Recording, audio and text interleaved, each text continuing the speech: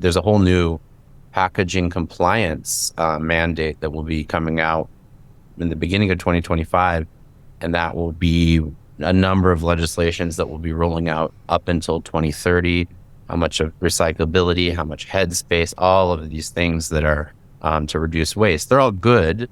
However, it's a lot to comply to. It costs a lot of money to comply to these.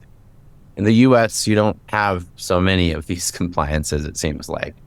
So it's also, important to know who your customer is. But if you do want to grow to a certain scale, you're probably going to have to start complying with more and more of these things. Friends, we have an announcement.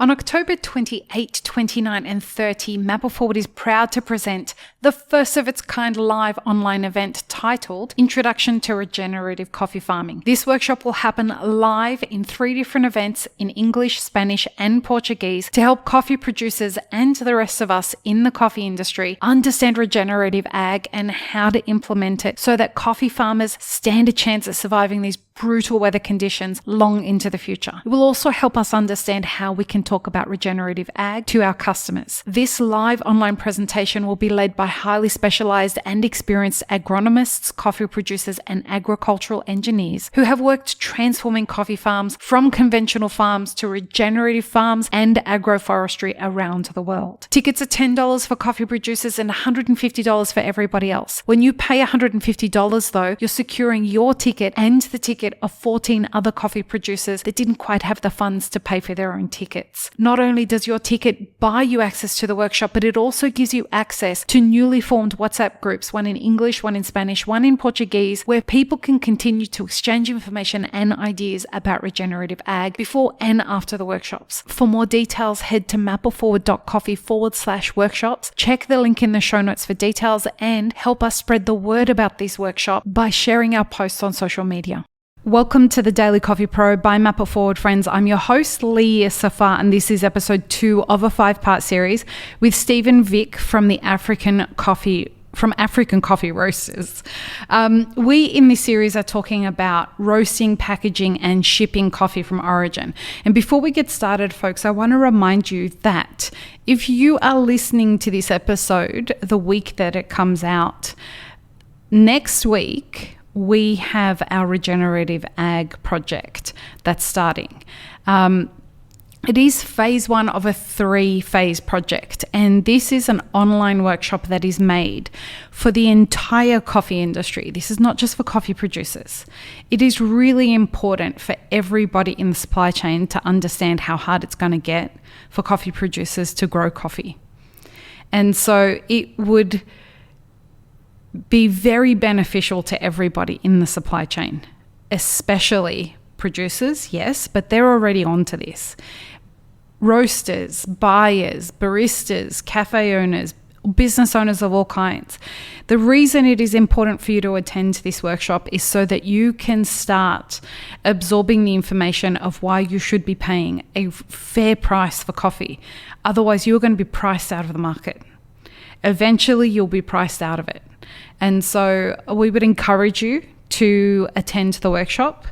It is going to be available as a live online event, but it will also be available to view on demand afterwards. And you can purchase your tickets also afterwards, but they will be more expensive. So either you buy your tickets to attend the live event and then you can watch it on demand, or you purchase it afterwards and it will be more expensive. So there is a WhatsApp group that you will get to be a part of when you buy your ticket. And the idea of that WhatsApp group is that we create a global community, either in English, Spanish, or Portuguese, so that global community can come together. Whether you are a producer or you're a green buyer or a roaster or somebody just curious about what it takes to do this, this WhatsApp group is a place to exchange information, ask questions, etc., etc.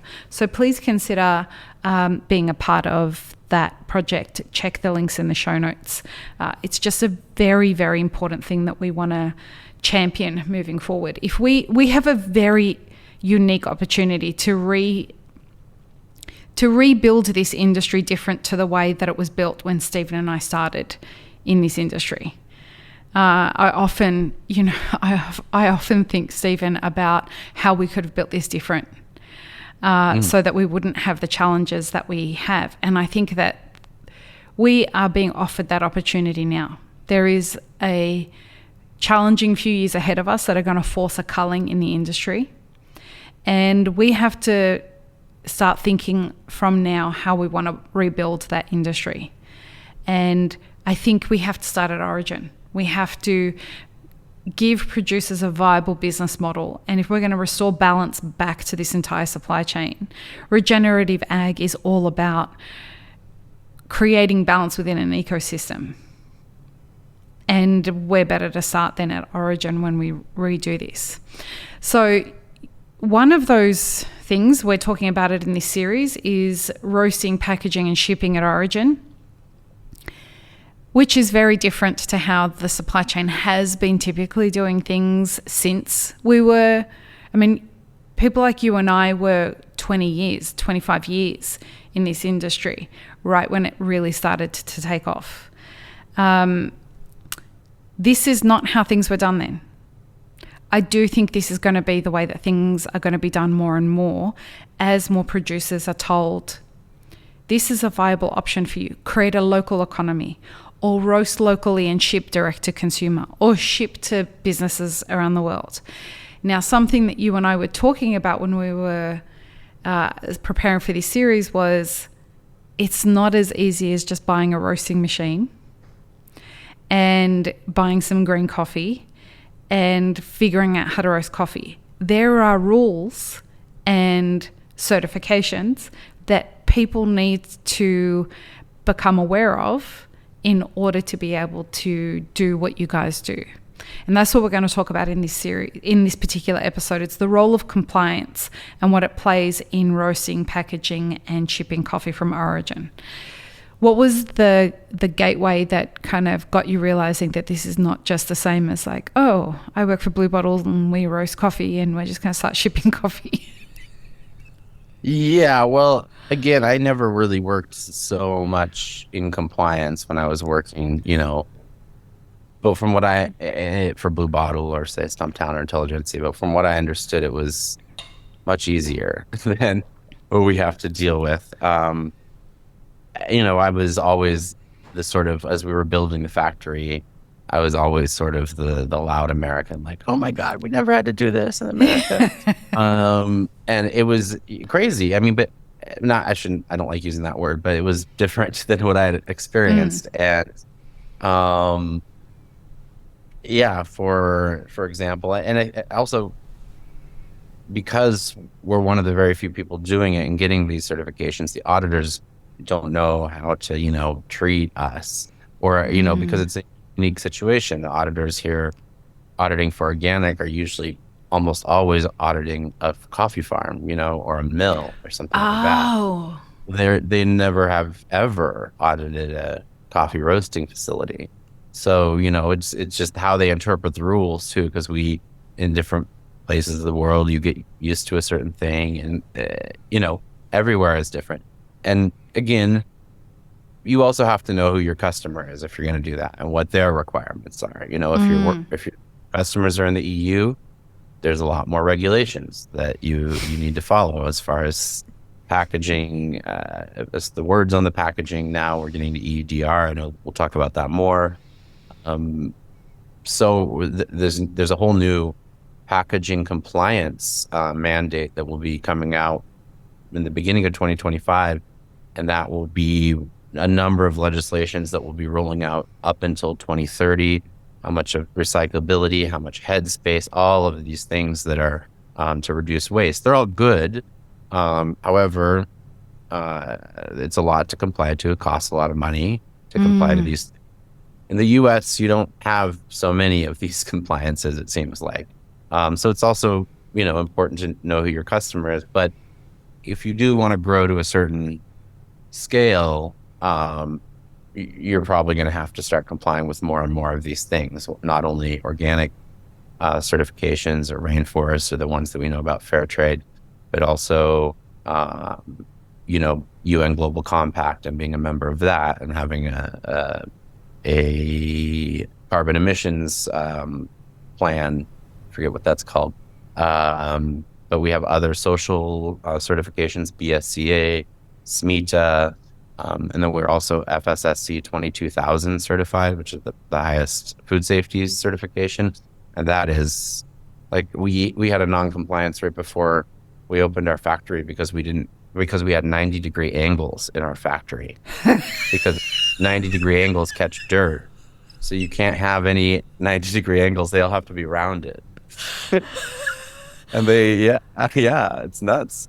It's again, Wow. it's just and it's up to how people are going to read the certification, and so it's, and also so we get into EUDR stuff. For me, like the stuff that we already have to do for certification, there's so much due diligence, just because we have our annual audit saying that we're organic and they go through everything. And when they do that, we just had it a couple of weeks ago. They will say, and again, we do quite a bit of volume. So I've had to build traceability systems that also can tell me this information immediately. So we'll have our audit and they'll say, show me your organic mass balance for June. Go. And what that means is I have to show them all of the coffee that I roasted and all of the coffee that I sold. And if I am not within 100 kilos on my mass balance, then I have to figure out why that is. Guaranteed. None of the people who write these fucking things have ever run their own business. And then for every consignment I send, if I send let's say I send a container that has, 5 or 10 different products, we send container loads of coffee, pallets of coffee. Each pallet is a different configuration. Pallet, 350 or 400 gram packets is 68 boxes, eight units per box, so that's 544 units. A pallet of the bricks would be 720 units. Each of those is a unique batch code, so I have traceability down to what coffee, ER numbers and crops were roasted, all of that stuff I have down to that. So in one container, there's 56 pallets, mixed products. So let's say there's 8 different organic products. Each of those 8 products, before that coffee can get on the water, I have to submit to my certifying body the recipes, the ICO numbers, everything from for every single one of those products, submit it, get approval before I can even put it on the water. So, these things, people complaining about EUDR, it's another thing that you have to do. And of course it impacts everybody and not just organic buyers, but it's due diligence. And already if you're dealing with the EU, there's so much due diligence that you have to do. Packaging material, again, that's just a whole nother thing. I've hired a person who just handles packaging material because it's so much for us now. I got to ask you, I often think that these kinds of legislations are written for corporates, but also applied to small to medium sized businesses. And they don't take into account the impact that they're going to have on small to medium sized businesses. How do you see this? Yeah, I mean, there's so much contradiction all the time. There was this huge, I forget, a bunch of European leaders all got together a couple months ago and they're like, yeah, we need to do more business with Africa. And then, the next day there's more and more regulations. Right. It's just like, it's really, really challenging. It's much easier for corporations to do this. I mean, it's tricky. There are important things. I don't know how to answer it. It's prohibitive for small business, right? Important. Yeah. Sorry, one more time. It's prohibitive. It becomes prohibitive for small businesses to have to comply to something like this. Yeah, especially when it's such a blanket thing. Yeah. That's really, really tough. More and more, I'm starting to hear small businesses say, like, it feels like there's an agenda to eliminate small to medium-sized businesses because it's just so hard to have to put up with these kinds of I mean, you guys, you were mentioning to me, you have a compliance almost every month of the year. You have an audit. Yeah, almost. We have them scheduled, so we only have, there. But yeah, we almost every month include, the different audits we have internally in Kenya.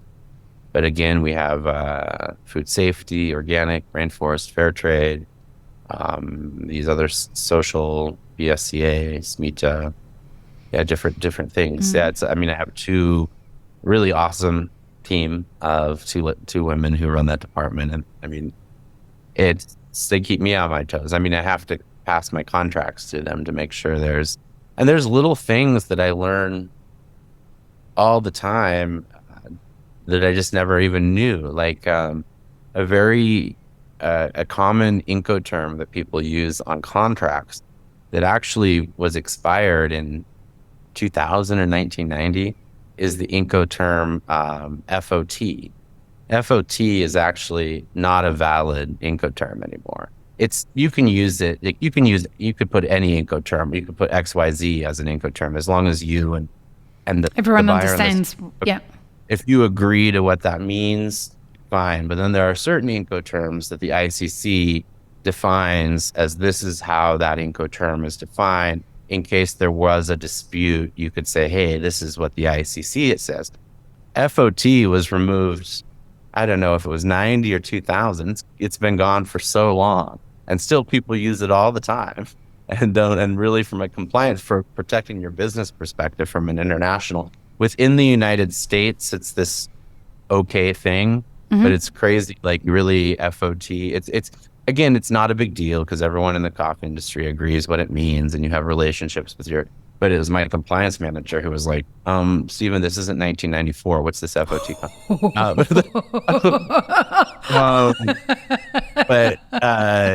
It's a funny thing. You just learn about these kind of things all the time that you wouldn't realize. It's funny. If somebody is listening to this and they're at Origin and they're like, we want to start roasting and we want to get ready to create a business that we can start shipping overseas, whether that overseas is Europe, Australia, the Middle East, whatever it is. How do they get started? What kind of compliancing do they need to start thinking about first? I think backing up to knowing who your customer is. If you're a roaster and you have some boutique, awesome little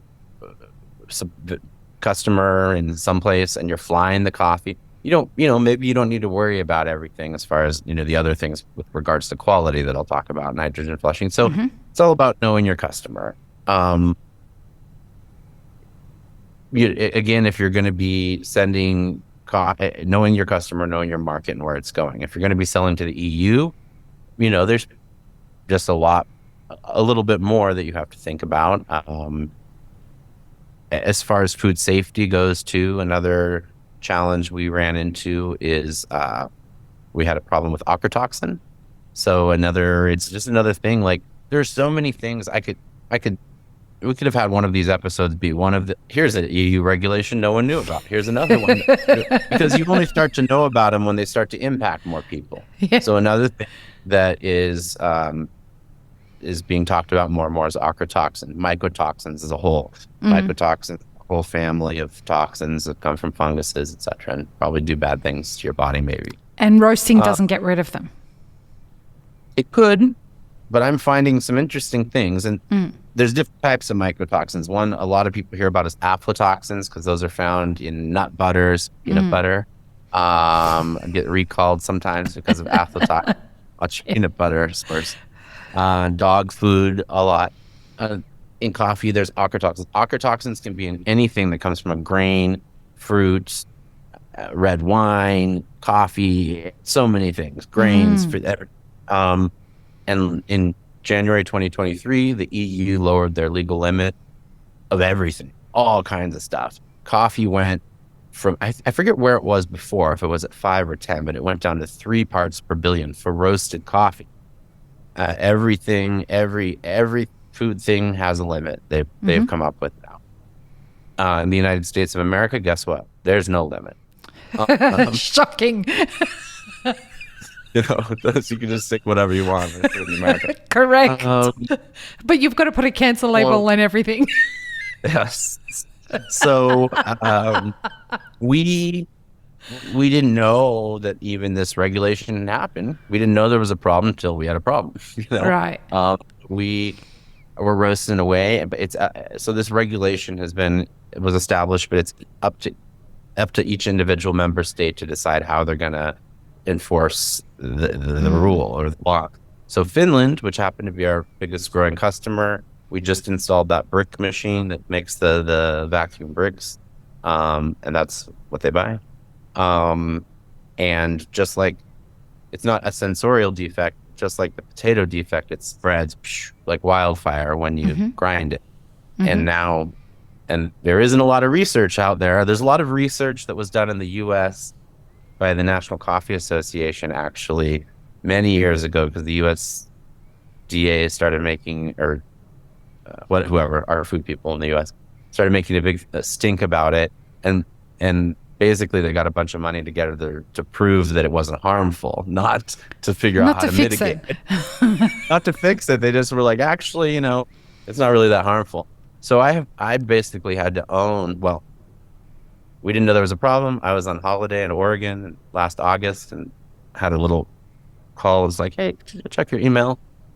And then we found out in September or October that we had 3 40-foot containers. That's almost equivalent to 100 tons of green coffee that were rejected at the Port of Helsinki for being over the legal limit for ochratoxin. And we had to either return that coffee, which was roasted and packaged in a packaging that was in Finnish. So we're going to send it to the other country in the world that speaks Finnish. Or we had to pay to have it incinerated at the port, which is what we did. And we lost about $650,000. Wow. That. Yeah. And after realizing I still had a job, Wow. that I had to own that process after we climbed out of that. Like, well, we have a great relationship with that customer, and we were able to you know, it was a big product launch that had to be moved. This whole thing, 5 new products. So then I had to, and the more I learned about it is we started sending samples to labs in Germany or Europe. There's one in Germany that everyone seems to use. But we get a lot of false negatives because it's like finding a needle in the haystack. You send a 500-gram sample to a lab, they pulverize that green coffee, basically grind it, but really it doesn't grind very well. You would know, grind green coffee. And then from that, only about 8 or 9 grams is pulled for the sampling. So your chances of finding it in a 20-ton container from a 500-gram pre-shipment sample is pretty low. So we had to invest in our own lab for doing that, our own equipment for doing that. It's a lateral flow device that can test all mycotoxins, GMOs, allergens, but every type of test is a different strip. So it's a lateral flow. It's like a fancy COVID test. But the prep is but the test strips, first of all, have to be kept in the cold chain. And each test we do costs $10. And the machine itself is 6,000 euros or something. So yeah, we basically, this little buffering powder, some 50 mLs of water, 10 grams of coffee, roasted and ground. Because again, what I have learned is it doesn't really roast out. So when I'm testing, I roast, sample roast. I get 4 500-gram pre-shipment samples for all my lots. I roast 250 of each of those, test each of those separately for ochratoxin, take the others for cupping.